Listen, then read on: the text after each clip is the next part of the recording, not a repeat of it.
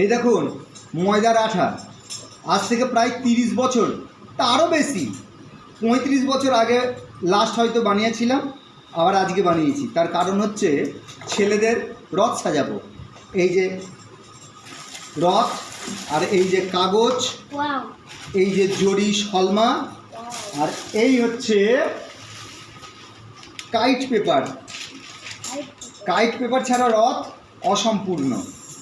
আজ রথ সাজাতে বসেছি, সেই শৈশবের দিনগুলো আবার ফিরে পাওয়ার দিন। শৈশবে যে উন্মাদনা নিয়ে রথ সাজাতাম, আজকে ছেলেদের মধ্যে সেই উন্মাদনা। রথ সাজাবে, কাল রাত্রে খানিকটা করে রেখেছিলাম, আজ আবার এখন খানিকটা করব। এইসব কাজ করতে বহু সময় লাগে, বহু সময় লাগে।